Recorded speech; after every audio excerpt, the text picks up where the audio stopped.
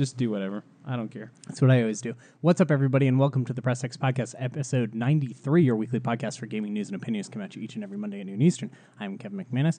With me, Nick Hassell. Just me. Yeah, it is just you. Sort of planned to have Kellen on, and then that didn't really work, and Craig was supposed to be on too, and that didn't really work. So we made an audible.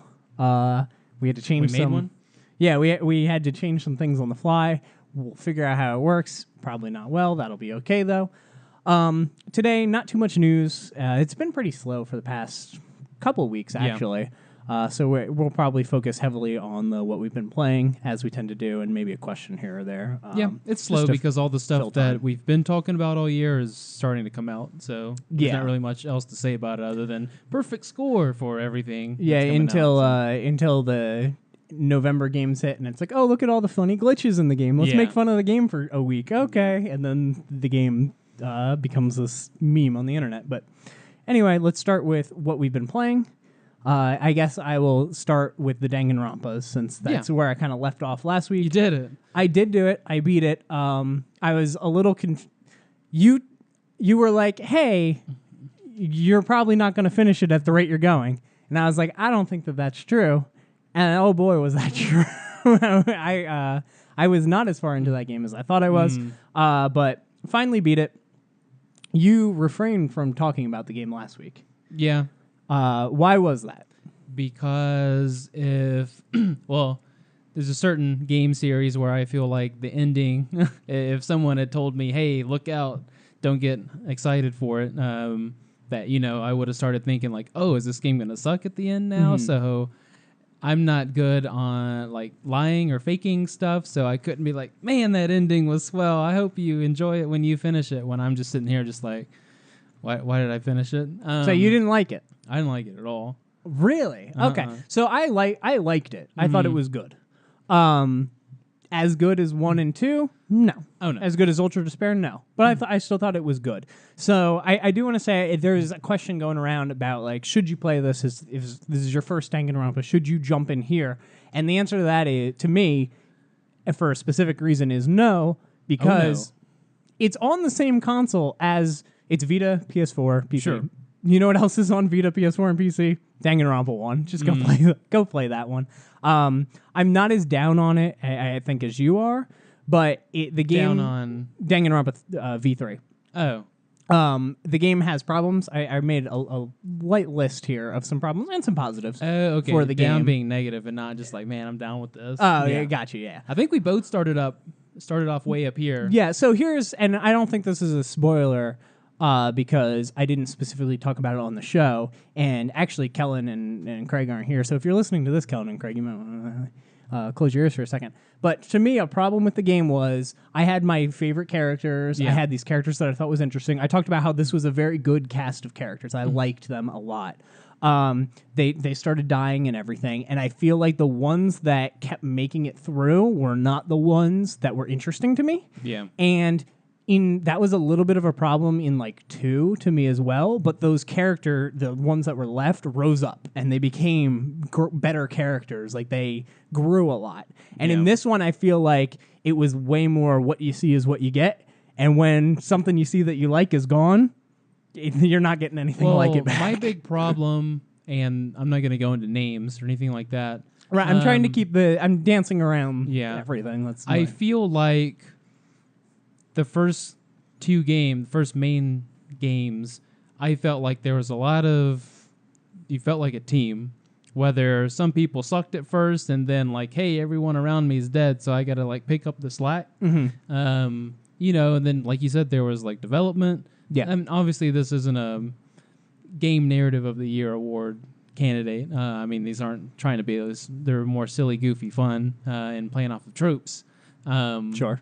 But like you still want to make it interesting. So I feel like the first 2 games did a really good job of, one thing I talked about you as far as going into the game and like picking like who's your favorite early on is one of the things I said is, I don't know, they seem extremely useful, so I'm not going to pick them. I'm not even going to go after them. It's a red flag. And that's the thing is that, they keep a few smart people, they keep a few really dumb people, and it makes it interesting because the smart people get, upset like, hey, you're being dumb, you're slowing down this trial or something like that. Oh, they slow so it there's down a lot of back and forth to and a a lot fucking of halt. like clashing going on, which is interesting in a trial because you have all these personalities and, the whole wanting to stay alive thing. Mm-hmm. But I feel like in the third game, it was just your main character. You did the job of everyone. Mm-hmm. And it feels like when you get closer to the end, it's honestly just like, hey, here's a dumb thing that's obviously not true. Okay, refuted. Okay, here's an obvious thing that's correct. Agree. And it's just like you ran the show and you didn't have anyone strong who was like also kind of helping you. It was just you and like dumb. Now, did you do any of the alternate trial endings? No. Okay. Because in this one, I like the mechanics that they added to this game. I liked a lot about this game. I think a big problem for me, one was that the characters I feel like didn't grow as much as the other games, like comparing them directly to the other games. And then a problem that I have with this one is the trials weren't interesting to me because they were stretched out so long that they lost a lot of their, like even to get to points that I knew took too long. And like even in some cases, they would like solve the trial and then be like, "No, that isn't right." And it's like, well, that could be like you have literally no evidence that isn't how it happened. You're just saying it isn't because that's the story of the game. You solved the trial and then you're just going to do another solution to the trial. But they added the lying mechanic. Yeah. And you could actually use that to change the trial. Mm-hmm. You could lie. They're called backdoor or something like that. You could lie and change a little bit how the trial went down, and I thought that was a cool mechanic. But like I talked about last week, with this one trying to tell the cool murder story and then trying to do the gameplay, which like just stops dead after you're doing like 4 hours of trial. It's just the pacing in this one got to me, and that's where I put some notes. Yeah. So lamp shading is. I talked about it a little bit. I don't know if it was last week or even on the podcast. Probably like a month ago. I talk about it. In this game, they do it a lot, and it's basically when you bring attention to a problem in the medium, so the game, and then you don't really fix it, you just point it out, and it makes it seem like it doesn't matter as much. Yeah. Let me give you some quotes from Danganronpa V3 that I want to make it clear. I liked this game. I think it is good. It is not as good as 1 and 2 and Ultra Despair, but I think it is good still. But these are just some things that I noticed. It's been a while without a kill. I'm starting to get bored. Actual line in the game. I don't like this twist at all. Actual line in the game. Character X should have died instead. Actual line in the game. That's not good. Like when you're making your audience, like there was one point, and I don't want to spoil it, I took a picture of something and sent it to my girlfriend who doesn't care about this game at all, so I can like spoil stuff to her and she doesn't care. Sent it to her, sent my opinion on it, and the next line of dialogue was my opinion. And then I sent her that, and I'm like, this is bullshit. Like, this is not okay.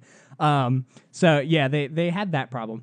I did put down some things that I liked, at least. They did break some cliches that I thought they were definitely going to go down, and then they zigged instead of zag type thing, and I was like, okay, that was good. I'm glad that they did that, particularly if you played the first game, and they were like, okay, this might be what you're expecting. We're going to flip it around a little bit for you, because this game did play like a relaunch of the series, but it's not a relaunch. Like, from the opening, they're like, this is in the same universe. You know, and it's like, well, that's not good. For a relaunch, that's not a good way to do that. And then the other thing that I actually have as a plus, but it might be a minus depending, is this is a mobile game. Like, this was built as a mobile game to play. You know, there's high scores in the trials. Like, you get graded on the trials, and you can get an A or a B. There's a whole multiplayer mode where you rank up their relationships and stuff like that. That is like pause, I'm done for the day, save, load it back up. Like there is a whole multiplayer culture to this game, and like replaying trials and trying to get the high score and get the perfect shots on the things that they're saying and stuff. And when you're not playing it like that, I think it does hurt the game a bit, whereas the first one didn't feel like that to me, and the second one it felt like that a little bit, but that stuff was more like after you beat the game and stuff. Like some of it here, they clearly want you to play this in sections. I haven't touched anything aside from the main game on all three. Yeah, there's a board game mode where it's sort of like Mario Party, but it's an RPG. It's got turn-based battle system against the Monokumas, and it's very strange, weird stuff. Couldn't completely figure it out, but it's neat because you just get to see more of these characters that you like. Sure, and there's scenarios. None of them are related to it's like not canon at all. I would probably do that if 1 and 2. I won't say I rushed, but I played it at my speed. Which was really fast. I played through 1 and 2 real fast to get to 3. And I couldn't believe 3. how fast you beat 3 after I found out how not close I was. Yeah. I was like, and you beat Cuphead too. Well, the big thing with me, and I don't know if they fixed it, I don't know if it was just a one-time thing, and I assumed it was a staple kind of glitch or bug, is that I did the first trial, and I saved it, and at least the third game has intermissions. When they started stretching the class trials out to like an hour, having intermissions, 90 minutes, stuff like that, they put an intermission in there so you could like breathe, basically, because it's a lot of clicking or once again mobile friendly. Yeah. So they introduced intermission, and when that pops up, you can save it, just like any sort of checkpoint. So I saved it on that first intermission in the first trial, and then went back the next day, and then basically the bug for me, and when I looked it up, I saw hundreds of other people with the same problem, so that's why I assumed, this must be a known bug, is that the screen just blacks out, but the audio sticks around. Interesting. Yeah, I didn't have that. My game crashed once on Vita during a class trial when I was like fast-forwarding through the text. Mm-hmm. So it wasn't like an alt-tab sort of thing or just like the window screwed up or something. It was just like a known bug, and people have had it. And everyone that I saw post about it was just like, just finish the trial. So basically, I stayed up a little later. In a sitting so that you don't... Yeah. I stayed up a little later on night. Basically, I tried to do, since the game goes, it's like real formulaic, I guess. I tried to do normal life investigation one night. Next night, do a trial. Next night, normal investigation. So I tried to mix it up like that. Yeah. Ended up staying up late a few times just because, like I said, I didn't want to just be like, I've got an intermission, I can do this. Because even though you can fast forward through some parts, you still have to do all the clicking and to get back to where you were at if you try to resume. Yeah, I always put the text on auto and just let it go the whole game. That's how I play them. The only time I fast forward is when my game crashed and I had to get back to where I was. Well, and at the last part of each trial, because that takes 20 minutes. But yeah, that's fair. But that's different. That's all literally 100% known stuff, and I don't know why that was in the like. It's not a spoiler, really. Yeah. At the end of the trial, you put the whole trial together, and it plays the case from you from start to finish, and it takes a very long time. So it's nice to fast forward. Increasingly longer. But yeah, maybe if I wasn't in such a, I'm not going to say rush, but I'm trying to get as many games and stuff out as I can this year, I would go back to that. But at the same time, it's just like, I don't know. I don't know how much time. I would feel like I'd rather go back to 1 and 2 and play those alternate modes rather than 3. No, I agree. No, 3 was the weakest. Yeah. I think 3 is the weakest, and I'm sure there's going to be a 4, and we'll see what happens with that, if they're, gonna just continue a story, or they're like, here's a bunch of new people, and maybe they're better than these people that we got. I don't know. We'll have to see what they do. Anyway, though, I don't want to say I hate it or anything like that. Yeah, that's what I'm saying. I think it's good. It's just play. I would say play 1 and 2 and Ultra Despair. If you love them and can't, stop, go to the next one. If you're, content, take a few months off and then hop into this one. And watch the anime. Yeah. Not for good rush. viewing, but I feel like it's important because technically that's the end of their arc. So it is important. I have also played a game called Super Mario Odyssey. There's some demos set up. I went and I played it. Was it perfect? It was the best video game I've ever played in my life. 40 out of 40. No, I actually had quite some problems with it. The game doesn't look right. I don't care about any of that. Yeah. Controlling Mario overly complicated. Sure. Mario 64, obviously less buttons to work with, but in this one, there's like throwing your hat, there's jumping on your hat, you can control your hat when you throw it, you can do the long jump and the ground pound, you can do the backflip, you can do the side flips, but now there's like alternate versions of them that jump higher, and there's like double jumps that jump higher. That already there's sounds rolling. like a lot of buttons for a system that's not known for a lot of buttons. Yeah, it's a lot of holding the triggers and hitting the button in a direction. Combinations? Yeah. So I wasn't crazy about that, but the general movement of it feels fine. It's just like sometimes Mario does something and I'm like, why did you do that? Now, to be fair, this is dropping you in the game. Maybe the first level's a tutorial teaching you everything. Sure. Totally possible. So, like, it's just handing someone a controller and being like, do stuff. And you're like, what does anything do? So, it seems like you're collecting these moons. They're similar to the stars in the other game. They don't end the level like they do in 64 or Sunshine, which, once again, is a huge factor for me. I've compared this game more to 3D World, which is a game I also played this week. Yeah. I've compared this game more to 3D World, and it does sort of feel like a hybrid between 64 and 3D World. When you get these moons, the level doesn't end. You don't hop in and like pick which one. There is a main one to go for, and it tells you. I don't know how that's going to work in the full game if it's the same exact way. And then there's side ones you can get, but it kind of just feels like you're collecting everything in the level, and then you get on the Odyssey, the ship, and then you can go to a different level. That's the vibe I'm getting from this. This was the desert level, which I feel like is a bad level to demo, personally, because it's very barren, very nothing going on in this desert. Oh, yeah, deserts suck. Lots of areas of nothing. I don't know if it's going to be like Breath of the Wild, where there's actually a bunch of little secrets that I just don't know because I haven't found stuff yet. Yeah. But it felt very empty.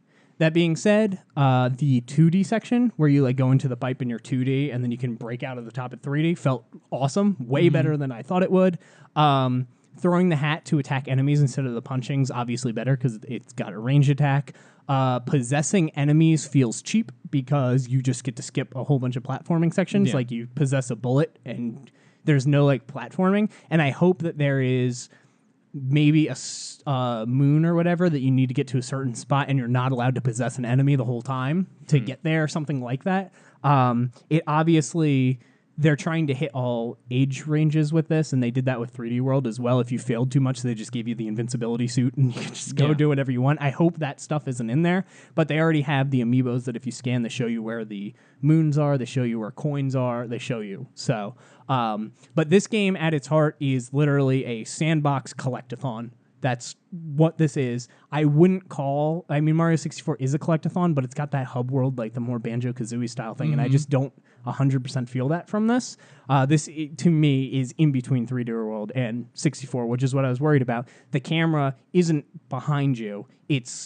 You're always in the center of the camera wherever you're going, so you don't have that 3D World thing where like you're really far back and you're like, I don't know if I can make that jump. Like, you always have that consistency, but at the same time, it's still this free-moving camera thing that's not. And maybe, I'm just old and that's how cameras are nowadays and I should get over it, but to me, it felt weird. Yeah. To me, it felt a little weird. That being said, I pre-ordered the game, super excited to play it. There's purple coins that you collect now, and there's 100 on each level, and I'm absolutely going to try to find all those. And that's like my portable mode, and then getting the moons is the docked mode. Super excited for this game. It sounds like I'm hating on it a bit. Super excited for this game, but I do think the desert was a weird level to let people first experience the game because it is so barren. Like, it is just very empty in particular. But I've seen, the ice level looks cool. I think there's like a candy level that looks cool. Like, there's ones that look great. Just kind of a weird choice. Might be a performance thing, too. Don't put a, super busy, I know the original trailers made it look like he was going down, New York City. Oh, New Donk City. So nothing on screen that's too busy and could, make the game chug, basically. Yeah, I don't know. We'll see. Like Breath of the Wild. We'll see if any of that happens. That could have been one thing. There's multiplayer in this. There's 2-player. One person can control the hat and protect Mario and be used to jump on and stuff. So they sort of it's nice that that's in there. That's cool. And if you play with motion controls, you have an extra move, which is interesting, that you actually don't have if you play with the controller. And that is the ability to arc Cappy and round it, you can kind of like throw a punch with him, and he'll follow the punch, I guess. But anyway, yeah, super excited. Can't wait for that game to come out. Going to play a ridiculous amount just the Friday that it comes out before we record. But first impression was about what I thought it would be. About what I thought it would be. Played GT Sport. They put out the full game online for one day. You could go and play it, downloaded it, loaded it up, did a race, got first place. Not something I do. Wow. They must have dumbed it down. Not something I do, let me tell you. Yeah. It felt correct. I don't play driving games. I suck at them. I do donuts, and I'm not trying to. Like, that's what happens. I did play on easy. So I was able to finish the race and everything, so that felt good. I was like, okay. As somebody who knows nothing about driving games, that felt good. Went into the VR mode. VR is locked for the trial. Okay, deleted the game. That was my experience with GT Sport. Gave my to be fair, they have to hold something back with their grand spanking one. Over 1 million people played this demo. Yeah, that game's going to be insane. Welcome to Gran Turismo. Popular, or not most popular, the best-selling franchise on PlayStation. Yeah, that's true. And then finally, well, not really. I've dabbled in a lot of things. I played Puyo Puyo Tetris. But finally, of note, gave my Wii U to my girlfriend. Doesn't have a console. Wanted something. I got the Switch. I was like, I'll play my final Wii U game that I haven't played, and then I'll give you the Wii U, and you can have at it. The final Wii U game was Nintendo Land. Yeah, super excited. Got 5 people together to play that. Put in the disc. Game can't be read. Bought it from GameStop pre-owned. Second game I bought from GameStop pre-owned. Second game that does not work. Yes. So I'm absolutely done with that. I don't care what the price is. The game was $3. I don't care what the price is. I'm not buying anything pre-owned from GameStop anymore. So that was super disappointing. So instead of giving away my Wii, like, I finished all my Wii games that I cared about, I gave the Wii U up, like, get this thing out of my entertainment stand. I'm mad at it. But anyway, I brought it over, hooked it up for her. We played Mario 3D World. We went through the first world. That game better than I thought. Still not a great Mario game. Did you give her Tokyo Mirage? I didn't. We're going to work our way there. We're going to work our way there. So the big one I gave her was Zelda. And I played through Zelda for Breath of the Wild? Breath of the Wild, okay. Yeah. I mean, I gave her Wind Waker, Twilight Princess, Breath of the Wild. But we played Breath of the Wild. One good one and 2 mediocre ones? Correct. So we played through the best one, Breath of the Wild. And it was great. I forgot how much I liked this game, and just jumping back into it was a whole lot of fun. We went through, I did the tutorial-ish thing with her where you get all your powers to make sure she was like ready to do the open world stuff and like let her loose. And yeah, we did all that. I was having a blast. I found things that I didn't find the first time. Like there's a whole basically tutorial for cooking, and I totally just walked straight past that first time playing. There's a cookbook and all the stuff. I was like, I did not know any of that. So I had a blast going back and playing this, and I was like, man, I kind of want to get it for Switch. And I'm like, Mario's coming out. I don't need to get it for Switch. Yeah. But she's been playing it by herself. She's in at a dungeon. You don't understand. Not a gamer. She plays games and honestly, I think it's to make me happy. But she's not a gamer, and she made it to a dungeon in Breath of the Wild. I'm actually impressed. So if Mario and Zelda and stuff is the way she wants to go and actually game and have that console, that is, she's way happier with the Wii U. Sounds like she sticks to linear games a little more. So throwing someone like that into a big sandbox can be kind of so the chaotic. thing is, she likes exploration. That's her whole thing that she talks about. The problem is, I don't. That's the opposite of what I like. I mean, she likes things. There's another game. I'm about halfway through Uncharted 4. I'm going through Uncharted 4 again. And we've played through 1, 2, and 3, and now we're playing through 4 together. And that game is as opposite Breath of the Wild as you can get. And she likes both of them. Yeah. But she likes the Uncharted one because she's like, yeah, this is like a heist movie. This is like an action movie that I used to watch when I was a kid. Breath of the Wild, she's like, what happens if I throw this fire thing into this ice? Oh, it melted, and now there's a dungeon down here. Cool. She likes that too. The thing is, I don't have Skyrim to let her play. I don't have, Dragon Age, and these games where you can just kind of Fallout, where you can kind of go explore, because I don't like those. Breath of the Wild is the only game like that I have, and she likes it. So I don't know, maybe I have to get more stuff like that. But I'm going to start a new segment where I just update real quick each week, just like a paragraph, what Wendy's been doing in Breath of the Wild, and we'll see if she can finish the game. She's allowed to play Witcher, but you're not. still. Okay. She asked me about Mass Effect the other day, and I explained it to her, and she was like, never mind. I explained it with positive glowing review, I'm sure. Yeah, and then the other thing that I played, Uncharted 4, about halfway through that, going through that again. That game is stupidly pretty. Going back to that, I still can't believe how pretty that is. The Easter egg in that game that they have pretty early on is still gives me goosebumps. I love what they did with that. Excited to finish that up. But that's about it for me. Is there anything you want to tack on that you've been playing? That from your list, no. Though I did want to play that Gran Turismo, but is one of those like I knew I was already going to. You're buy getting it. the full game. Who cares? Same thing with Star Wars. On top of all of its little problems that people want to talk about, but with those two, I was just like, I'm going to buy them anyway. So screw it. I'll just leave the surprise. You're getting Star Wars for PC, I assume. Yes. Okay. Well, maybe depends on how they react. You're going to wait. Maybe we'll see. Well, if you get it for PS4, let me borrow it sometime. I only want to play the story. Yeah. It's either I'm going to get it for PC or I'm not going to get it, sort of thing. But okay. That's more their issues going on. But Gotcha. early in the week, I guess over the past weekend and early in the week, I played more of Divinity Original Sin 2. And on top of probably what I've already said about that game, that was the one, if we step back for a second, that was the super classic, like, nod to like the old style of RPGs where it really feels like more of a tabletop gamers sort of RPG, where it's like real dialogue heavy, real sort of like Breath of the Wild. Like, what happens if I blank and then it happens? So a lot of creativity in it, and if I hit a cow with a fire staff, yeah. Oh, look, the meat's cooked already. Oh, a burger. Yeah. And it's one of those also where you could have 50 people in this town that could, give you little quests or little things to do, but you could just go on a killing rampage and murder half the town, or maybe you're fighting something else and they just kind of get caught in the blast and there's 50 quests you don't have access to. They're just dead. Yeah. So it's one of those where it's just like way too much freedom sort of things, but I know that's coming to a close as far as the other game I'm already playing, and the games that are coming out after.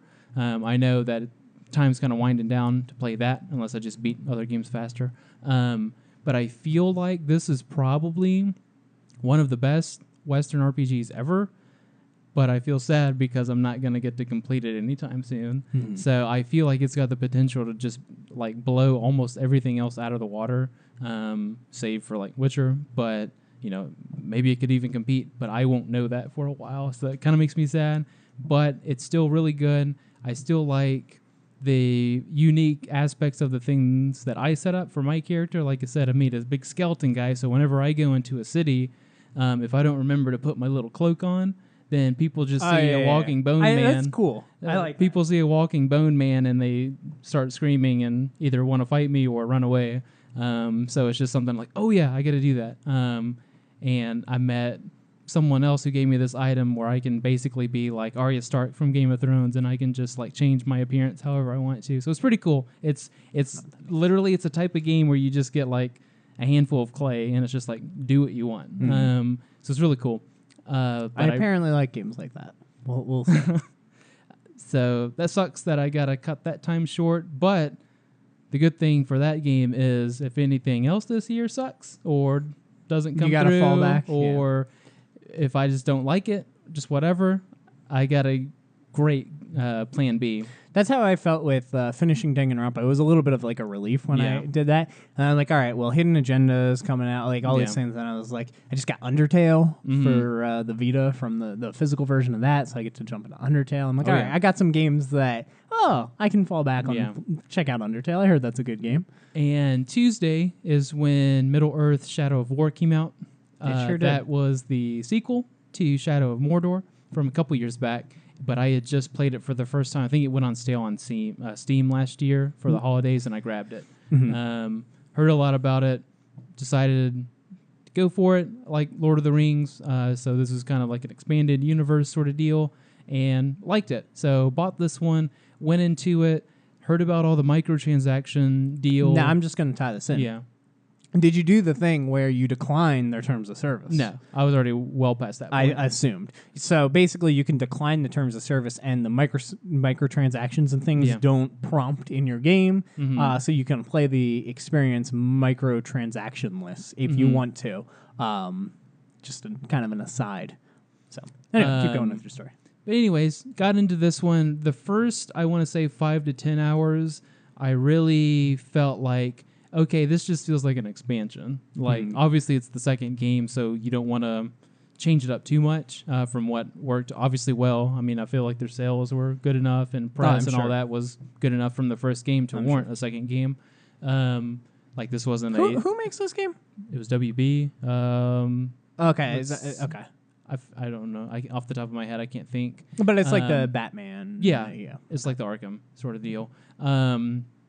But like I knew this wasn't a company's last ditch in trying to save their profits and stuff like that, like make a big move on this one. So I knew it was going to be a little bit more formulaic and just kind of sticking to its guns for the most part. So the first 5 to 10 hours, I was like, it doesn't really feel like there's that much difference.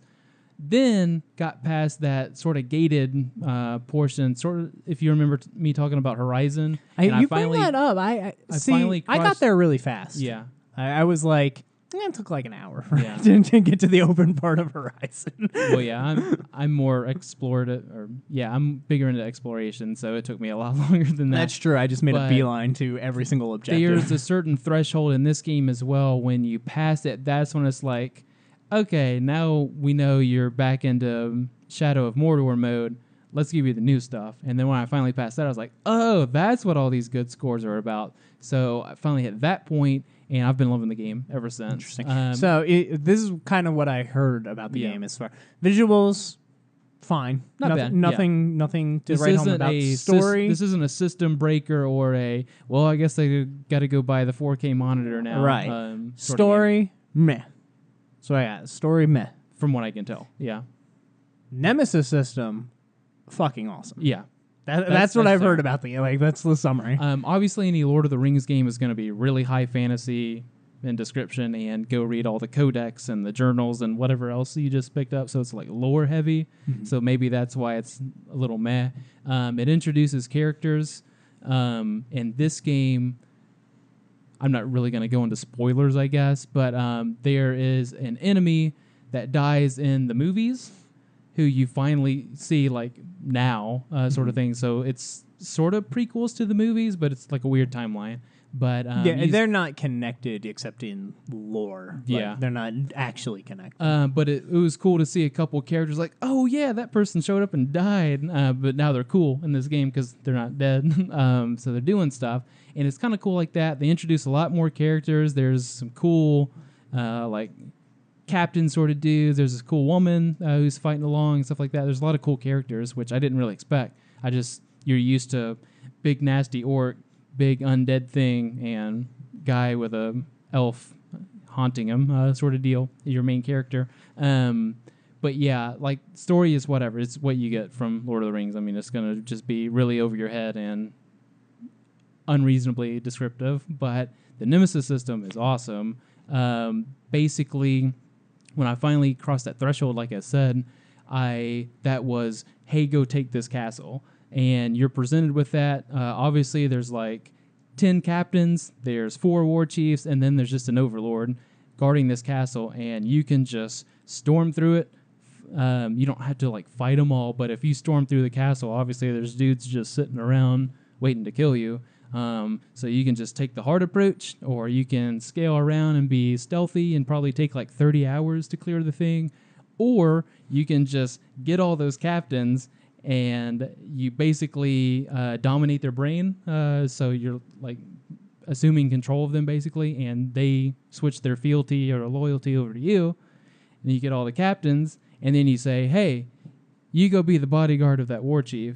Hey, you go be that guy's. So they're walking around, and you go find the war chief who's got your 2 bodyguards under your control, and you attack, and you like basically snap your fingers, and they go, oh, is this the time where we stab him in the back? And to stab him, you turn the war chief. Now everybody that was in that castle or that whatever, that fortress, all those guys are under your control now. So you're showing up with like 50 dudes at the door to this overlord, and he's just like, I guess I'm dead. This game sounds cool. Yeah. I'm gonna be honest. Like, it's not a game I would ever like rush to go pick out, but maybe like even Black Friday is probably too early. But maybe like Black Friday next year when they do the $8 for everything edition of this one sounds interesting to me. Yeah. It sounds much better than what I've heard from the first one. Because on top of all that stuff that I just said, you don't even have to walk up to that gate. You can ride on a little lion sort of deal. You can ride up on that. There's a dragon that flies around. You can just be like, you're mine now. And then you fly in on a dragon with all these dudes down below. Fly in on a dragon. You can almost do, just about anything. So it really feels nice that you can just, like, it has all these options. That makes me feel a lot more like Deus Ex, where there's That's what I was thinking of when you were describing it, because you basically sold me on that game too. I just never got it. Yeah, it's hard to fit those games in.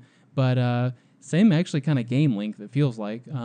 But it's one of those too where you've got that main story that I'm sure 15, 20, maybe 30 hours, depending on how you play, but there's also a bunch of side stuff. So that's really cool too, that they give you the collection stuff sprinkled out here. But the cool thing also is that you level your weapons up more now. So you kill this guy that's been giving you such a pain for this long time. And then he drops like a legendary thing, and then you can upgrade it. You can put gems in it, so it's got a little bit more RPG to it. It's got a little bit more action, adventure, and it's got a little bit more like uniqueness. Where, like I said, you can take that fortress however you want. It'll probably be a lot different than the way I took it. Right. And on top of that, now you can also, they tied some online systems to it. So once you take that castle and this you was set up the your downside of not accepting the terms. once you set up that castle after you take it, you can set up your little defenses. You can pick some options. Would you rather have this or this, like shield guys or axe throwing dudes? Lots of customization there. Then you can take it online and you can have people run into yours. It's not PvP, so you're not just standing there waiting it's like for Metal someone Gear. to run in. It's similar to Metal Gear. People basically invade your And people basically invade your base or your camp or whatever you want to call it. And you can invade theirs, and it probably just pings them and lets them know, hey, someone ransacked your fortress. And it's like, okay, cool. Like, it doesn't punish you in any sort of way, but you can get gold and silver and stuff like that and kind of skirt around the whole microtransaction issue.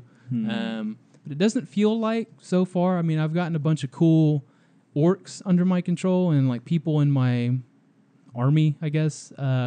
So it doesn't feel like, man, if I just spent that 10 extra bucks or whatever, I could roll for a loot box and get this super awesome guy and I'd never lose. Sort of like, there's nothing that's pressing upon you, hey, if you only had this. Like, I feel like my weapons that I get from enemy drops are good enough. The people that I'm dominating and switching over to my side are good enough, and I haven't hit a point yet. And I think I'm on normal or just whatever default is.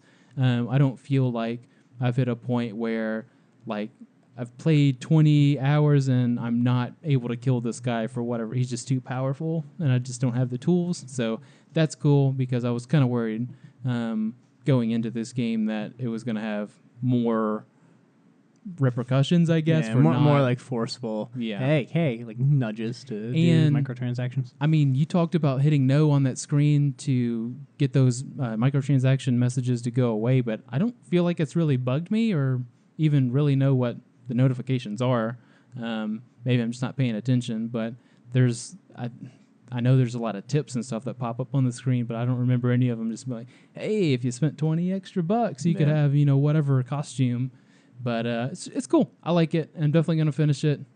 I just hope I finish it in time for some of the stuff coming out next week. Well, we can talk about it when you finish it and maybe see yay or nay on the microtransaction stuff, because apparently it's been blown way out of proportion. Yes. I don't know, because it's so hard to judge this stuff when you're not playing it. Like, just listening to different accounts, it's like, I don't know. Obviously, we'll talk about something that's not out of proportion, but I feel like it's kind of getting swept up in that current, I think, is its problem. So. All right. Well, let's just jump right into the news, the 40-minute later news. Battlefront 2, microtransactions. This is another huge thing. To be fair, this game not out yet.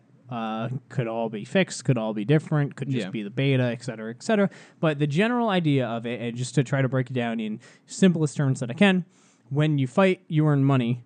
That money does not buy new weapons. There's no like progression. That money buys loot boxes, and that's it. So the money that you get per match, which by the way is the same regardless of anything. If you are the worst person on the team or you're the best person on the team, you get the same amount of money. Win or loss? Win or loss matters, but say why play? Why win or loss matters, but best like if you get 100 kills and 0 deaths, or 0 deaths or 0 kills and 100 deaths, you get the same amount of money, the whole team.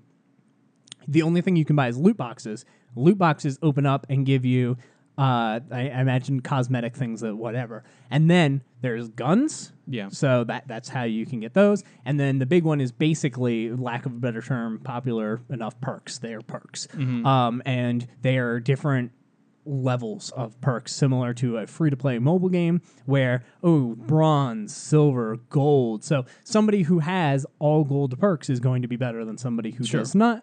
You can purchase these loot boxes with real money, and that is the only form of progression in the game. That's the first problem. You also can open in-game currency, like it's called scrap, I believe, a different in-game currency in those loot boxes that then you can put towards unlocking specific guns, at least. I don't know if there's perks. I don't think there are, because the perks are cards, so that would be weird.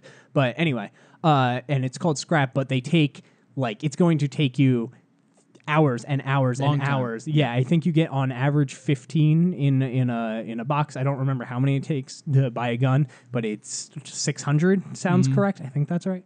So it's going to take you a very long time, and then you might buy it and you don't like the gun. That'd be crappy. I don't know if you can try it before you buy it type thing.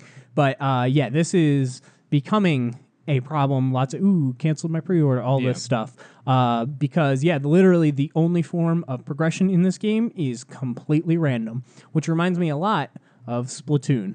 Splatoon also, basically all the perks completely random in that game, almost to a worse degree, to be honest. The difference is you can't microtransaction your way in Splatoon to get everything that you want, but it is very frustrating. But it still is a natural progression, as far as buying stuff from the store. You get new weapons as you unlock. You can tell people are higher levels than you. It ranks you based on level, things like that. But in this, unless this game ranks people who have all gold cards with other people who have all gold cards, it's going to be a problem if a level 1 spent $100 on loot boxes and has all gold cards, and a level 1 just started the game and they're playing each other. That doesn't sound That's fair. why I liked Xbox 360. I don't know if Xbox still does it. Xbox 360 had every multiplayer game had a true skill. Multiplayer shooter had a true skill rating that was built into the game that you couldn't see. It wasn't broadcast on Halo 4, the lobby screen, but all of these games had true skill built into it. And I wish they had something like this, to where it had some formula that said number of hours, number of gold, items equipped. That's what I like about Destiny, and the fact that maybe your weapons and gear don't really make that big of a difference. It doesn't give you a mile-long advantage over someone else. But if you put on this armor and have this gun and this, and this, your light rating is 1,500. Okay. So I wish it had that, and then it could rank or it could match you up with people. Basically, cards add levels to you, kind of. Yeah, so and then it ranks based on all because that. that's the problem. Maybe it does. I don't know. If you have a game that has a progression system, it has to have a really good matchmaking, because everyone who's played multiplayer shooters has had the Call of Duty where it's your first time playing and you get matched up with someone who's prestige 3 times. My favorite was going into Call of Duty, making a new account, going into Call of Duty, and then joining them, and you were in boot camp, and you just murdered everybody because they have no clue what's going on. They don't know the map. Little things like that matter. Not knowing the map when you first start a game is a huge disadvantage to somebody who knows the map, and that's always, to me, the frustrating part of though fun part. If you start at day 1, it's fun because no one knows the map. And you're like, ooh, there's a corner there I didn't know that you could hide in. Or, oh, there's a thing you can climb and I didn't know that. That's always fun. To me, the worst part is when you hop in months later, everybody knows the map, and you just feel like a sitting duck. You're like, I don't know where I can get shot from. I don't know what buildings have, what exits, and that's always the worst. And I've heard you die a lot more in this Star Wars than in the first. I've heard that from people who were diehards, and I've heard it from people who are just like, I play shooting games. So. Yeah, I died a whole lot. I was like, I'm done But with if this. you have a progression system, you have to have a good matchmaking to go with it, so you don't get stuck in those situations, get frustrated. So I don't know what their plan is. If with no progression system, they're just like, let them run loose, and you're just gonna get matched up against people who are like in a clan or in a Discord group together, and you're gonna get crushed. So I don't know. It's sort of like the Wild West when you bring up like no progression system. It's just like throw them in. Hey, there's 2 empty spots. These guys just booted up the game. Who cares? Put them in. Yeah. We'll have to see for the, so that's the kind of full scary release to to kind of me. on that. But I heard that that issue and squad systems and stuff like that. So a lot of stuff's kind of scared me.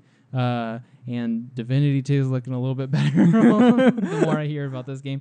But I don't know. Hopefully, it's just weird that they spent all this effort to get all the stuff that people wanted from the first game and then threw this unnecessary stuff on Well, top the thing of is, it. it's not the first game. The biggest problem that people had was the season pass was $50, I Yeah. believe, which is almost the cost of the full game. Yeah.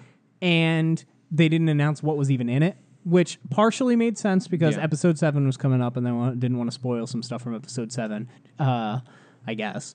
But buying into something that you don't know what it is, that's a problem. They made infinite money off of that.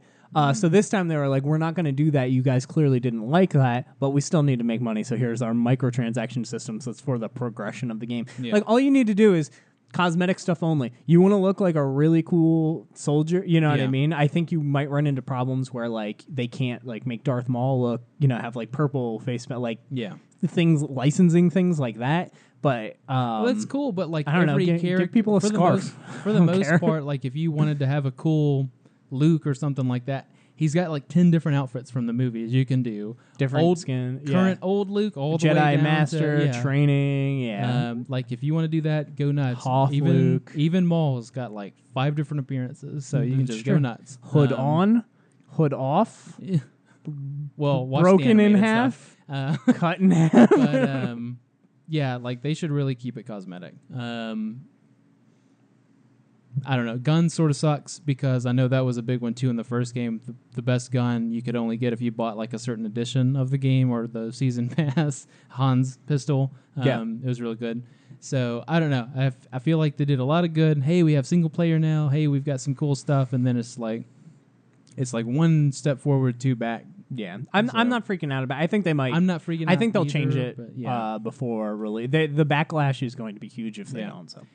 Let's move on to man. We have no news. KFC's Colonel Sanders is playable in WWE 2K18. This apparently is a running thing. Like I watched wrestling, but I didn't see the Colonel Sanders promotions. Like, well, last year's was the one where they hooked a sucker like me into buying because he had Terminator.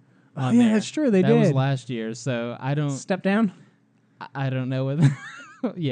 I don't know what they were doing with this, and I don't know. So if this is like a thing. Code. I guess Kurt Angle, one of the wrestlers, came out as Colonel Sanders. I think this is an alternate skin for him, actually. Not 100% sure, but I think it's an alternate skin for him. But they've had what's his name? The Heartbreak Kid. Shawn Michaels. I knew Shawn. I couldn't get the second name. He came out as Colonel Sanders at one point. Like, this is a thing that I did not realize. I just YouTubed it because they've been building. I was curious. This is this was an event in the making. So anyway, he's playable. That's interesting. Which brings us a little bit closer to a dream game I was pitching while we were in the car. I wanted, well, there's a couple of them. One of them was the cereal mascots fighting each other. I think that'd be a great fighting game. Tony the Tiger taking on the Cuckoo for Cocoa Puffs guy. But another one that I wanted was the fast food people fighting each other. Yeah, I want the Wendy's, who's like the stuck-up Twitter girl, fighting the Taco Bell Chihuahua. And I want Colonel Sanders to fight that scary Burger King man. And I think it would be great. Yeah, I called it licensing issues of the game. Yeah. But anyway, moving on. Super Mario Odyssey's amiibo content will be unlockable in the game. Yeah. So this is the first game, I believe, where the amiibo functionality is not locked behind the amiibo. I believe that sounds seems right. like it. Yeah. So we'll see how that goes. I don't know if that's going to matter. We don't know how you unlock it in the game. We don't know if it's like similar to Breath of the Wild, where you can get a mask that points out when you're near a Korok seed. Sure. If there's like an outfit that you wear, I imagine this is what it is. There's an outfit that you wear that like does something when you're near coins or a star. Or I guess they're called moons now. So we don't know exactly how this goes, but it is in the news, so I wrote it down.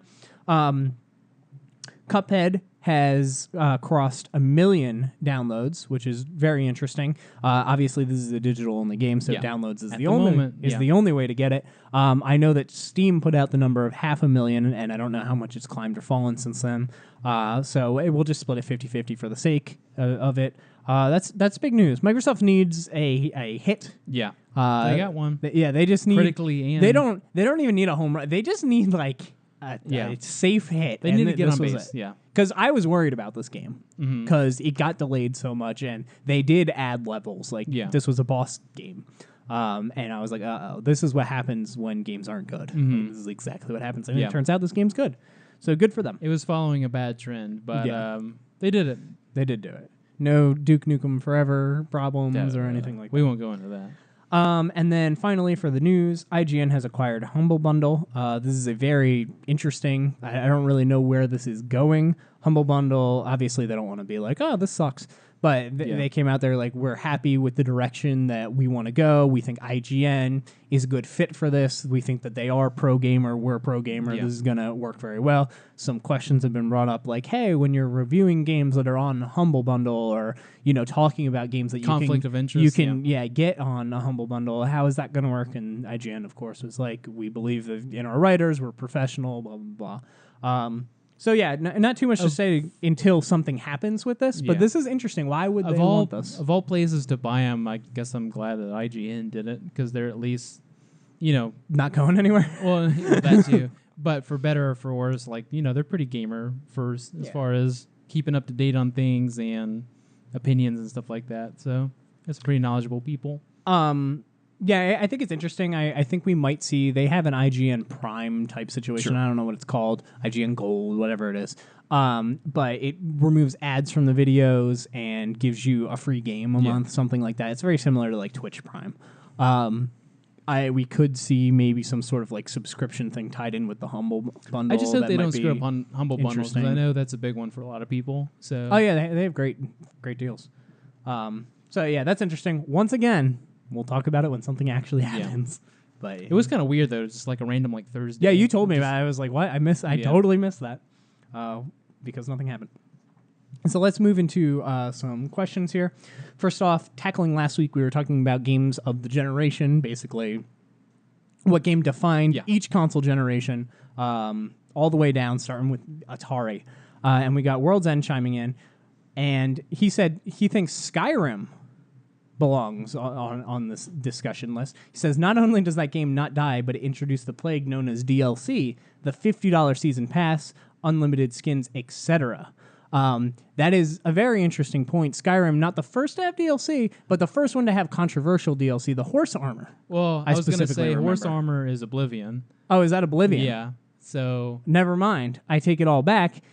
And I add to my second point, I think of Morrowind when I think about that series, and I don't think Morrowind at all stands up to Halo if you're doing like the comparison there. So I personally wouldn't put Skyrim in that slot. But that game doesn't die. That is if you're talking about industry, he's making really good points. Yeah, but I was trying to think of like pop culture, I guess, is where I was going with that. And I know some of your answers too were like, this changed history. I was going more of a history route. Yeah. Next up, he says that for PS4, whatever game introduced loot boxes, which I don't know what game introduced it, but Overwatch definitely popularized it. There's no doubt about that. Or that cursed games as service. I mean, those things are everywhere now. Games are practically made around them. Games are completely made around them, for sure. Star Wars, Battlefront 2, Shadow of War, Forza 7. Those games are machines built to take your money with loot boxes, not video games. And what do you know? This is like the worst selling, I guess. Forza, not like if you're going by raw numbers, it's not, but like popularity is going down on it. And Star Wars Battlefront's getting tore a new one. I hope the trend dies. Yeah. I just Somebody needs to do it. In fact, it's in his next question, or next comment, so we'll bring it up. He also brings out the point that episodic games were a big thing for a hot minute, but games as service took over everything. I've never had a problem with the episodic game model, but at the same time, I've never played a game episodically. Yeah. I tried with Batman, and that didn't work. Yeah. I got to an episode that I didn't like. I played it the day it came out. Got to an episode that I wasn't hot on. So when the next one came out, I was like, and then they all came out, and I was like, I guess I'll finish this now. I used to play the old Hitman games, and I didn't get this one because they said it was going to be sort of episodic like that. And I was like, I'll just wait till it's all out. I'll get the definitive Ultra Game of the Year. Yeah, I really like the idea of episodic games works great if you do it like a TV show where you play episode 1 of this, 4 of this, 3 of this, 2 of this, and 1 of this week. Yeah. And then next week, episode 2 of that, like you do it like you actually watch TV live on television. Yeah. But that's just not the way people play games. And the only way that would work is if somebody makes a service like a Netflix where they only put episodic games on and they have all the episodes. Like that would be cool, but that is a lot of work. You need to get a lot of teams down making episodic stuff that works. Even like the Resident Evil games went episodic. Fatal Frame was episodic for some really weird reason. Like, I don't know. It's hard because you want a game to have like 25 chapters or something. Like Uncharted could do it if you kind of went with like Uncharted. To be fair, 2, you can just 2 hack or 3 every 4 chapters. Be like to be continued.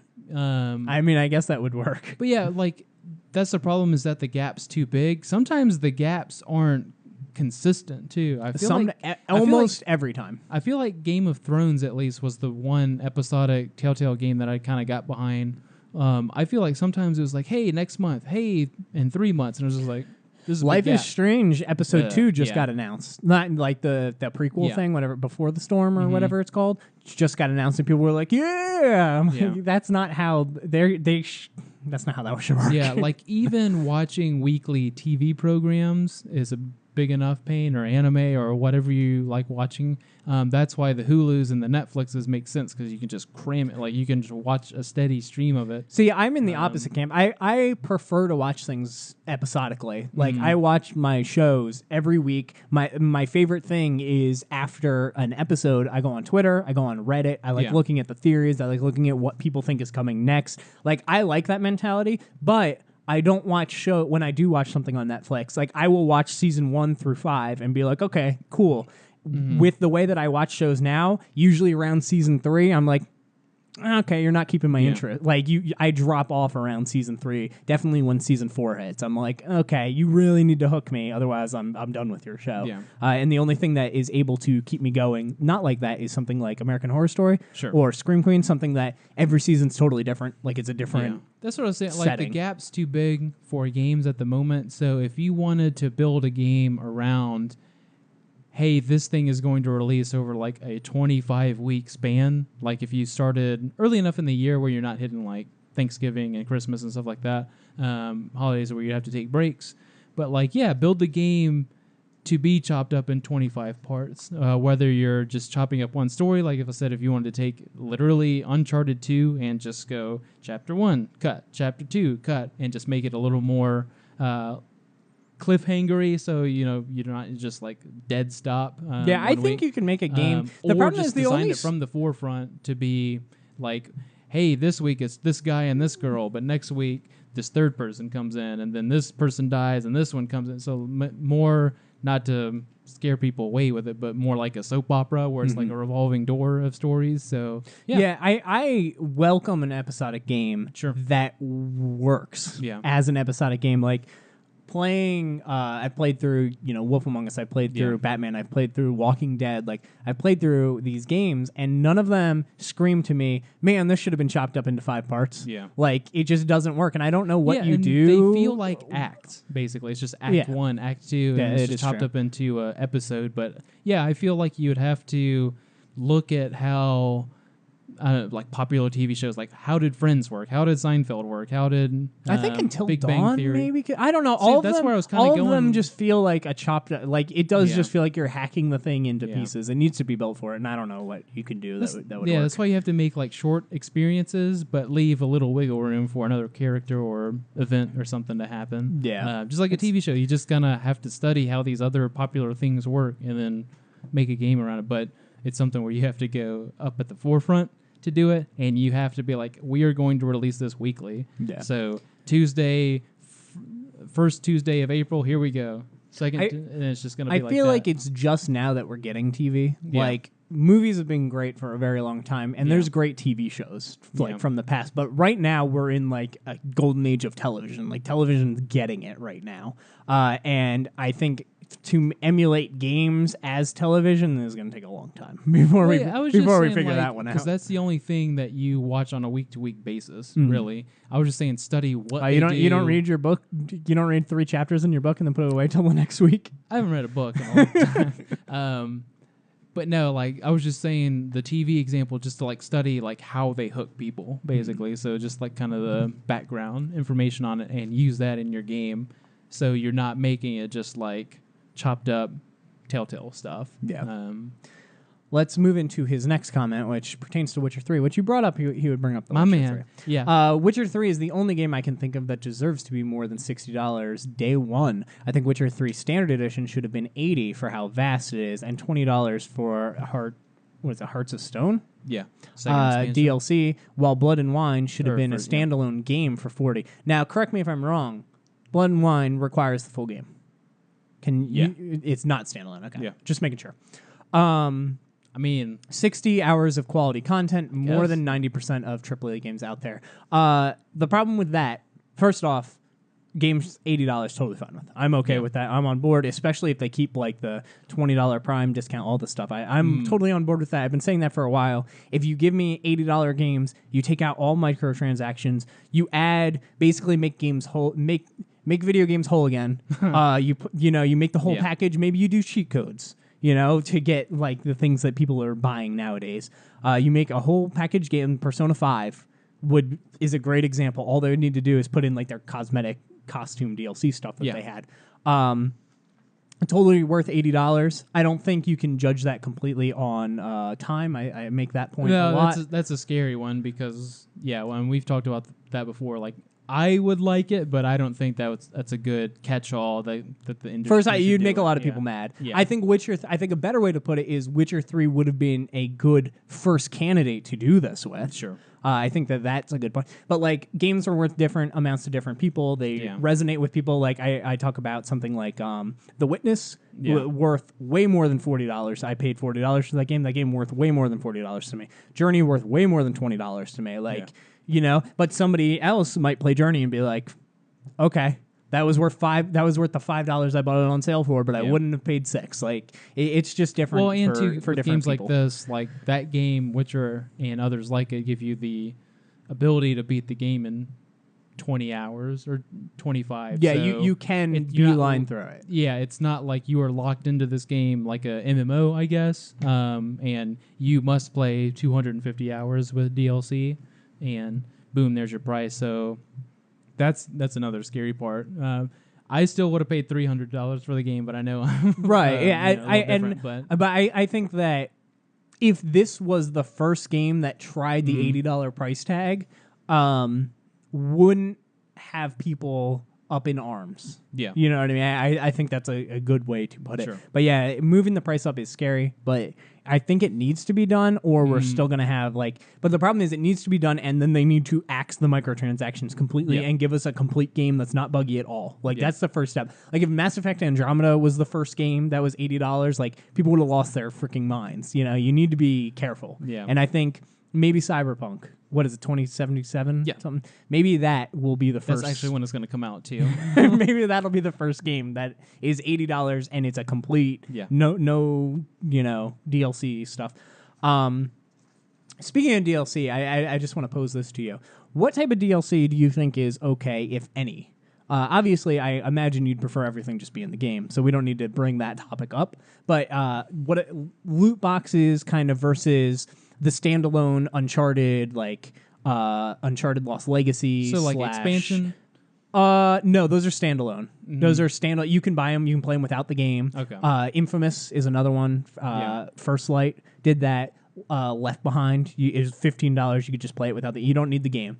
And then the final kind of thing to that is expansions. Yeah. Just an expansion into the game. I guess that's more like The Witcher, what they did. Horizon is seemingly an expansion, not a standalone. Basically, where you can go off to the side of the sandbox and there's a little icon that says, "Hey, start this story." Yeah, it just kind of puts an. I always bring up Rise of the Tomb Raider because I got the PS4 version that had all the DLC involved, and I just walked off the path. I was like, "Ooh, what's this thing about a witch? This is really weird." And I went through. I did the witch thing. It was my favorite part in the game. I beat it. Whatever. I beat the game, and I was looking through my trophies, and that was the DLC trophies. Yeah. And I was like, Didn't even know it. that's why it was a completely separate adventure that I went on.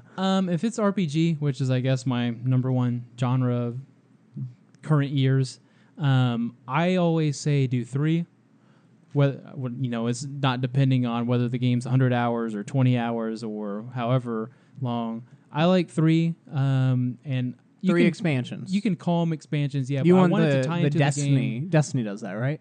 Something like that, yeah. But I want 3, and 3 is specific because I want one that's serious, one, and this is assuming that this is a series sort of RPG and not just one little standalone thing and they're never going to make it again.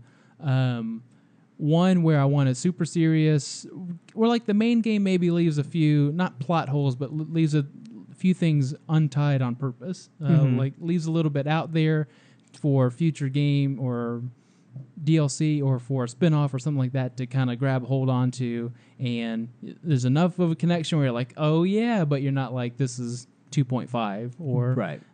That's my problem with something like Lost Legacy. Loved Lost Legacy. Yeah. Great time. Enjoyed it. But it felt like, well, you just took everything I did in the other game and built a new thing and then dropped the people in. Like, it didn't feel like it was necessary or its own thing. Versus Left Behind, which is my favorite DLC, minus maybe the Shovel Knight Plague Knight expansion, which was very good, which is just the campaign again with a different character. I'm totally down with that if you change all the mechanics around it. Like, Shovel Knight did that. Blaster Master Zero did that. Like, you play the game as Shantae, and it's just totally, you have all her powers, and it's a totally different experience. Yeah. That's more in a gameplay level, like if the game is all about gameplay, like a platformer or something like that. But if it's a story-based thing, I like the Left Behind, where, they leave a little gap in the story where they're like, hey, this happened to me when I was younger. Sort of thing, yeah. Oh, that's interesting. Let's talk about it for 5 minutes. Oh, okay. Let's move on with the story. And then it's like, now you can play that as your thing. And I really think Uncharted left that open. Uncharted 4, mild spoilers for Uncharted 4, I guess. Nothing major. But there is a character conversation in Uncharted 4 where, I'm not even going to say it, actually. One of the characters mentioned he knows another character from a past thing that went bad. And I was like, that's the DLC. I want to see what happened there and why these characters act the way that they did. And they're like, no, we're just going to give you Chloe in the forest. I'm like, okay. So like one that's super serious, the same character or characters that you had in the game, same one. So in your case, a Nathan Drake, whether it was young, teenager, whatever, just Nathan Drake. I want a serious one with the main character. I'm not going to call it goofy or fun or silly, but like I want something that's for the fans. Hey, you wanted this storyline to go through? Here you get like a payoff sort of thing. Okay. That one, I guess I should also list price. The serious one, I want it to be $15. 15 seems like a good price for just good story quality content. Whether it doesn't have a time limit on it or anything like that. Obviously, I got spoiled with Witcher stuff, which is longer. The 2 expansions are longer than most games on their own. So not so much time, but just like quality content, where it doesn't feel like, oh, this thing just got a new slap of paint, or this looks way better than the main game, or hey, this got dumbed down. It's just like, same. You don't want it to be offsetting, anything like that. But serious one for 15, a silly, goofy, lighthearted sort of like epilogue sort of thing, as 5, 10, something like that. Obviously shorter in length.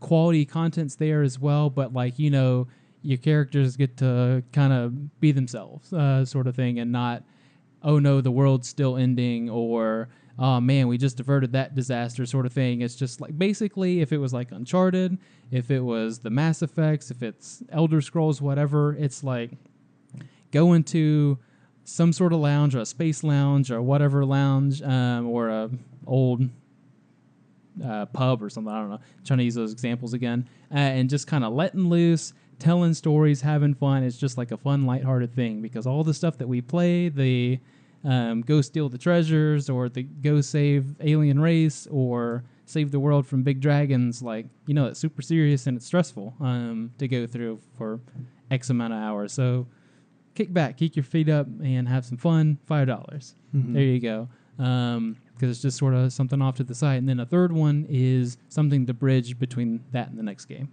Oh, so okay. An actual epilogue, or I guess a prologue to the next game. Sort of what I like to call it is like the Marvel end credit scenes. Okay. Where you got an idea of what the next movie is going to be like. So in this case, the next game's going to be like, but obviously X studio hasn't already developed the game fully, and you know it's not going to show up at next year's E3 as a fully playable demo, but it kind of gives you an idea where they're going to go with this sort of thing. So that's the super cliffhanger sort of scenario. I don't like cliffhangers at the end of actual games, like full mainstay games, but I would like it in this scenario because it's like this game released in fall of 2016. Expansion 1 is, you know, start of the year. Expansion 2, the lighthearted thing, it's summertime. Release it in the summer next year. The super serious one, though, that bridges the next to the next game, a full year behind it, and so you gotta peek. Okay, this is 2017. I kind of know what 2019 is gonna be like. I can wait, make the wait a little easier. But obviously, this is for a select type of game.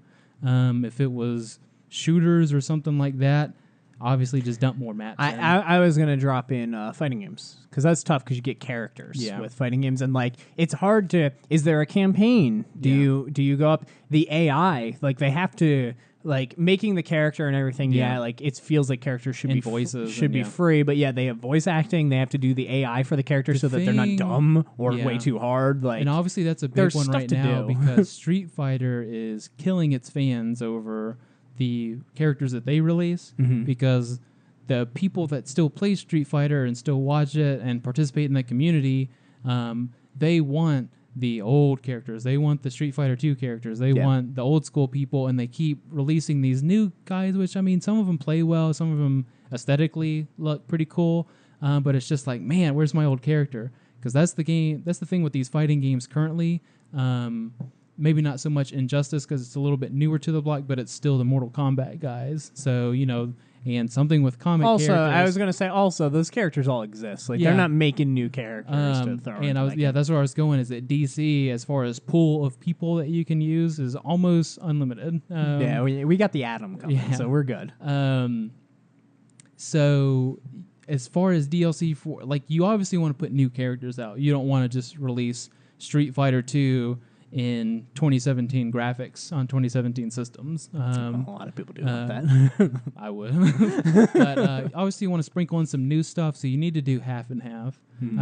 Cosmetic DLCs are cool, I guess, as long as it's not like Tekken where it's like super distracting. If it's just like a cool outform, or hey, it's the Street Fighter 2 outfit, I was going to bring up, I don't buy Injustice characters. Yeah. I'm like, they're not worth it to me. Yeah. But I'll buy Smash Brothers characters, even though they're more they're $5 a pop for the Smash Brothers one. But I for some reason, there's something about that. Maybe it's because the characters are from other games or something, that I'm like, oh, okay, I won't buy this. Yet I bought a stupid costume for my Dead or Alive character. So I don't know how to. I think it has to do with how drunk I am at the time of buying the DLC, to be dead honest. Yeah, Dead or Alive aesthetics is a different topic. Oh yeah, they still have. There's DLC a whole different motivation for that, but yeah, like you want new and old, so you want a little bit of familiarity, but you also want to be like, hey, we're still going to be around in 10 years, not just kind of recycling the same old thing over and over. Yeah, one day, hopefully, those characters are the characters that people are like, where's this guy? The cool thing that Tekken's doing, it's saying, hey, Street Fighter, you mind if we take Akuma? hey, King of Fighters, you mind if we take Geese Howard? So that's kind of cool too. Like if you're not going to turn out your own ideas, like take fan favorites, make them fit in your game as far as the system of it, so it's not too incredibly broken. It's not like, why is the Street Fighter guy in my Tekken game? It feels like he kind of blended in a lot better, and he's not like crushing tournaments, so that's a good thing too. Yeah. But yeah, it like reach across basically, because I mean the fighting game community, since you asked about it in particular, like it's a real close knit thing. Whereas shooters, it's just like we're Halo, you're Call of Duty, you do your own thing, screw you, whatever. Hey guys, you can buy Master Chief for Call of Duty this year.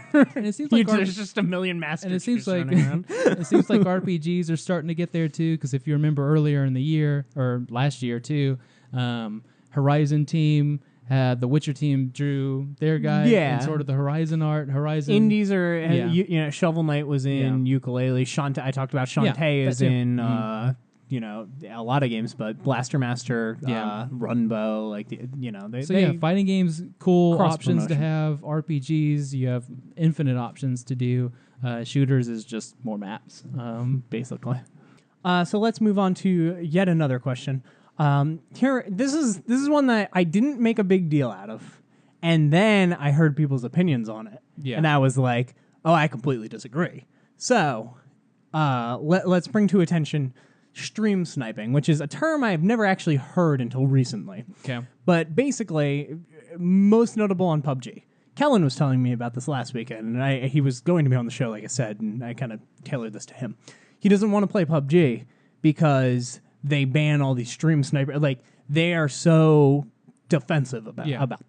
Yeah. So, Fortnite comes out, obviously doing really well, obviously has streamers, et cetera, and gonna paraphrase this because not important to my point.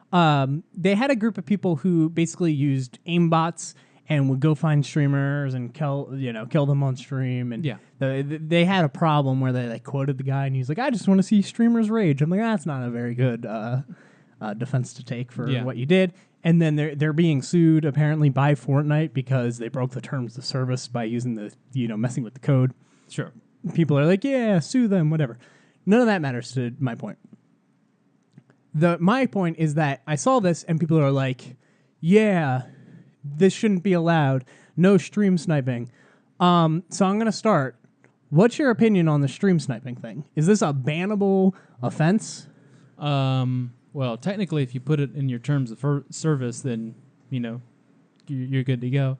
A lot of how my actual job goes or operates is, it deals with contracts. It deals with, hey, did you put this line item in your contract before you started working with us, sort of thing. So I'm more naturally inclined to be like, you see in paragraph 3 of, Article 4. So first off, if you put it in there, then the person who rushes through and hits yes on terms of service, or like I did with Shadow of War, and doesn't read the thing. He bought 10 loot boxes and doesn't even know it yet. Really? You signed up for their monthly loot box service where they... You're making stuff up. But, yeah, like if you just rush through it, then, you don't have really a good... Side note, what if they made a service that you sign up to, similar to, what are those things? They are called loot boxes, right? Loot box is an actual thing that you get in the mail. But it's also... Oh, Loot Crate. Loot Crate, yeah. What if they made a digital Loot Crate that just gives you loot boxes for multiple games every month? I mean, that's where we're headed. It's like, here's your Overwatch. You get 2 Overwatch ones this month. You shouldn't have said that out loud. You get 2 Lawbreakers. Man, we're cutting this part out. No, okay, finish with your terms of service garbage. If it's in there, then you can't. I mean... Sure, but for lack of a better term, you're screwed. Let's go with actual, do you consider this cheating in the let's remove the terms of service? So this goes back further than than PUBG, Fortnite. This is back since Counter-Strike, really, when you could see people playing. Obviously, Twitch wasn't around back then and stuff like that. But that and the point of these games, PUBG, Yeah. Fortnite, is literally they are, these 20-minute games where you're trying not, like, you die and you're out. Yeah. You're trying, very slow. You hide a lot. So giving away a position in this is a much bigger deal. Yeah. So my thing first is, can you prove it? Obviously, if there's people streaming themselves, stream sniping other people, and then like seeing that person's reaction, like, yeah, you can prove it. So that's the first step. Can you prove it every single time? Obviously, if people want to, if they're not looking to elicit some sort of reaction from like the chat to be like, oh man, you're a douche for doing this. Like if they're not just wanting like negative attention like that, then they're not going to be streaming themselves do it. So how do you prove it, sort of thing? Mm-hmm. Oh, this guy suddenly turned and looked at me when I crept up to him. Well, I mean, sound is a big part of the game, blah, blah, blah. So can you prove it, first off? Second one is my biggest thing with streaming, and this goes back to League of Legends because it was a much bigger issue then, because basically, to make a long story short, before a match starts in League of Legends, I would imagine just like in whatever you played, that MOBA. Battleborn. Yeah. You start in a position and then the timer starts and then you can start fighting, sort of thing. So it's sort of like you can set up in a position over here and you can wait for this guy to naturally go in their lane or wherever they're going to fight at, and you can jump them and just get an early kill, which snowballs. Oh, no, yeah. Battleborn, you're locked into your room, like and then it invisible. says 3, 2. It's like Overwatch. Okay. Yeah. But League, it was a much bigger issue because, like I said, you could go all the way on the enemy side of the base and hide there, and when a guy naturally does his, normal game thing, all 5 of your team could just sit there and kill him. So if you were looking at someone else's stream, you could be like, oh, this guy's hiding in a bush, huh? And you're going to type in the chat to your team, hey, idiot in our bush, and your 4 guys are going to swing in behind him, and you're going to run in there, you're going to kill him, and that's stream sniping for that game. Obviously, a 1 versus 99 arena is a little bit different, but it's the same concept. This one sucks a little less because at least in that League game, you got the next 40 minutes to deal with that snowball advantage that either happened for you or happened against you. At least with PUBG and whatever, you can just load the next map. I don't think it's a big issue because I know Twitch and whatever other platform lets you have an option that delays your stream. That's what I was going to bring up. If you're that worried about it, like any streaming or anything, you can delay your stream. Your chat will be delayed, which is, I guess, a little bit annoying. But like, to me, not to hijack you, I'm on the other well, you haven't actually said your opinion technically yet, but like, I'm on the side of, if you're literally broadcasting your game to people and somebody watches your game and shoots you, you're broadcasting your game to people. Like, I don't see where you can be upset about that. Like, you can not do that, and then you won't have that problem. That's like, where I was going. I don't understand. Like, there I don't are get so it. many options. Like, it's not hurting your revenue. People aren't going to, like, not tip you or whatever it's called on subscribe just because you died and finished 98th versus 96th or whatever, or 4th versus 1st. It's just like, I mean, you're getting an extra view technically, so there you go. But no, like, obviously you're putting yourself out there, and not only that, like, you can go 50-50 with that argument, I feel like. But on top of that, they literally give you the tools on there to delay your stream, and to the world, it doesn't make any bit of difference. Yeah. You're just going to see...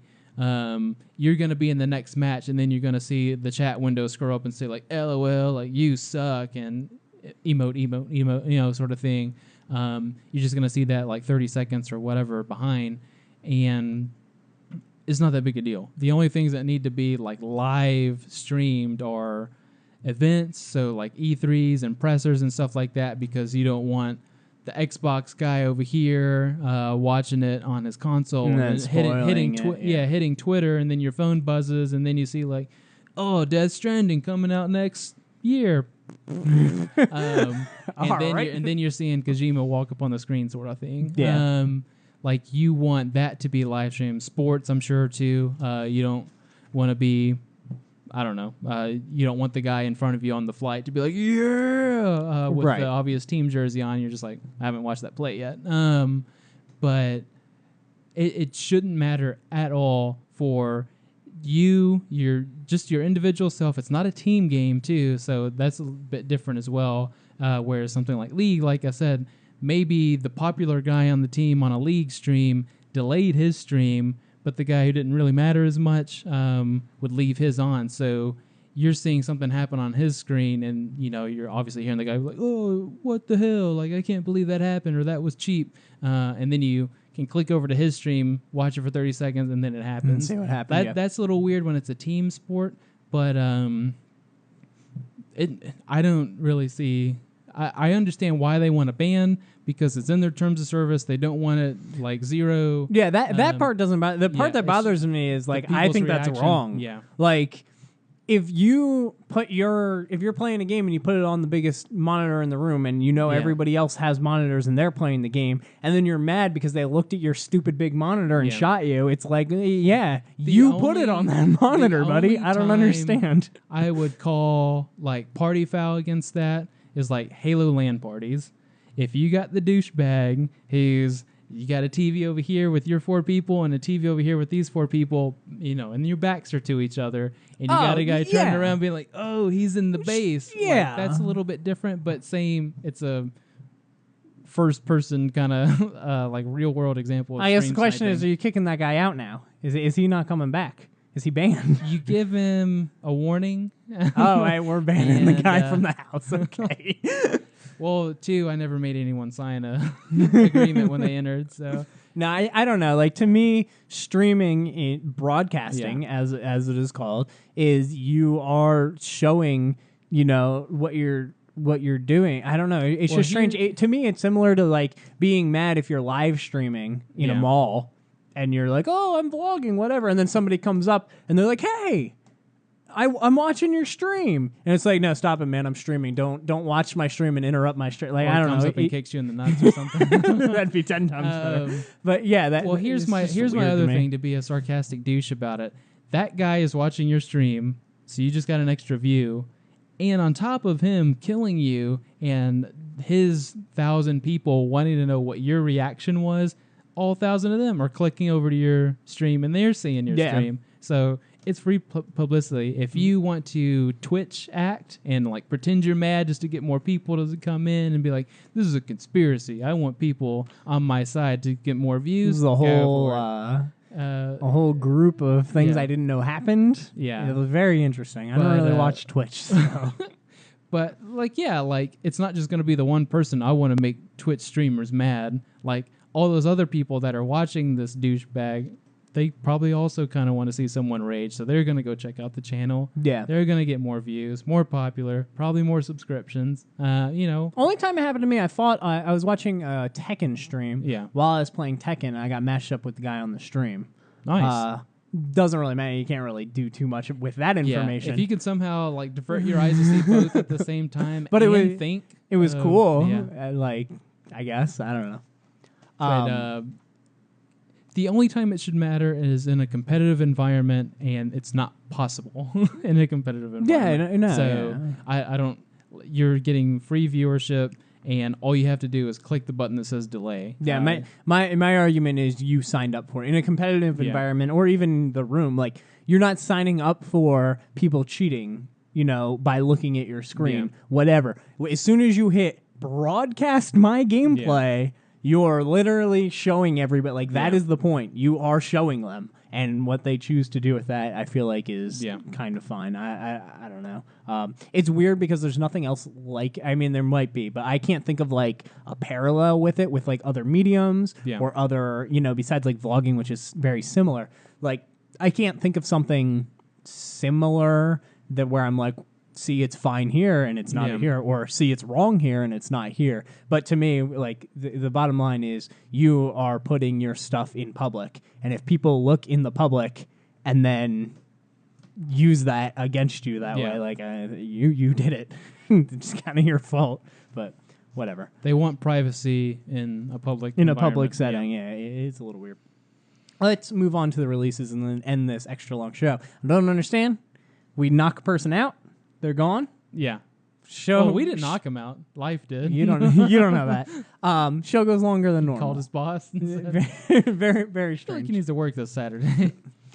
So let's move into these releases really quick. Kind of, Really good week. Knock them out and move on with our lives. First off, October 17th, GT Sport, PlayStation 4. You better bring this one over because I want to check out the VR Coming mode. in hot. Yep. I expect this game to be very good. We'll see if there's any sort of controversy around this game like there is with every other game that comes out nowadays. Better not be. Elix, PS4, Xbox One, PC, also October 17th. No clue what that is. Edrian Odyssey 5, Beyond the Myth, 3DS, October 17th. Still got those 3DS games coming out. It ain't dead. Rogue Trooper Redux, PS4, Xbox One, PC, also coming October 17th. South Park, The Fractured Butthole, Xbox One, PC, PS4, October 17th. Excited for this game, probably not picking it up on release. No. The other game, so cheap now. So many people buy these Ubisoft games, so many people buy these EA games that in a year they drop to nothing. Same reason I don't want to buy Shadow of War or whatever it's called. Yeah. Like they drop to nothing so quickly, and no one. If somebody spoils South Park for me, I'll get over it. Like I'll get the joke when I watch it. Or play it, I guess. WWE 2K18, PS4, Xbox One, October now 17th. featuring Colonel Sanders. That's true. Interested in this game. Probably buying it. Haven't told you my game plan for this game yet. No. I'm waiting. But I want the Switch version. Whenever that's supposed to come out this year. Okay. Hasn't yet. I want to do a draft with all the wrestlers and have me, you, Craig, Kellen draft all the roster and then have battles for belts each week. I think that'd be real fun. Have some Switch battles for the belts. But I'm waiting. As long as you're buying it. Okay. I'm waiting to see how the game turns out first. Because I also have 2K17, and we could just play that one if we were just going to do that. I want the Switch version. Like, that seems good. Age of Empires Definitive Edition for PC coming October 19th. Good game. Siberia for the Switch coming October 20th. And then Fire Emblem Warriors, October 20th for the new 3DS, I believe. Yeah. Specifically, and the Switch. Didn't realize that was coming out that soon. That's a problem. This is going to be a busy week because I need to somehow wrap up Shadow of War, which I feel like is a 30-plus hour game. I got Sunday at least and Monday, and then have my favorite driving franchise of all time, and then Mario Kart. No. Driving. You don't drive in Mario Kart? Not really. All right. You hold the trigger and you kind of squeal around and throw shells and stuff. That sounds like If every you get racing them, game if you're I've lucky ever enough, played. or just get coins. And then Fire Emblem, which has been rising to the top as far as favorite series over the past few releases. So. Interesting. We one day we're still behind. We need to film all these, but we're doing like the top 10 lists and everything. I want to do our top 10 favorite games eventually. Like I'll do my top 10. God, You'll so do your difficult. top 10. Yeah. Kellen, Craig, and have those be breakout, podcast episodes eventually. Where we just kind of go over that and explain why we like those so much. That'll be a very difficult one to make the list of. I know like my top 3 like this, and then I'm like, ugh. I'm so bad at unless you break it down into genres, I guess, basically. But it's your list. You can do whatever the hell you I would want, need an but- entire episode to myself. Oh no, that's what I'm saying. Like I'd have have an the other person episode. kind of critique it or just I just talk comments. about it, Yeah. ask what Yeah. we would each have our own episode, but that would come after. I would need it. Yeah. That would come after the Wii, Yeah. the original Xbox, which is a list I'm very excited for because I think that one is It's a powerhouse. well. I think of all the consoles, we all really like the original Xbox. I really like my PS2, but I like feel PS2. like. I feel like the original Xbox is the one where we're all gonna plant our flags on this hill and be like, "I love this game." It's we'll be a little heated about our Xbox list. So I'm actually excited just to like get to that. But the Wii list will be the next one whenever we. I can already tell you Kellen's list if you just want to go ahead and do that right now. What, the Wii list or the Xbox? Xbox list. Interesting. I'll fight. You know the order too. Yeah. I haven't done mine yet, so I could probably guess 7 correctly out of the 10 order-wise. Interesting. Maybe for that, I'll make you make his list, and see how close you can get. Maybe. We'll see how that goes. Anyway, thank you for I being might just have here. to make his list. Thank you for being here, Nick. Yes. And thank you guys so much for watching. We'll speak with you next time.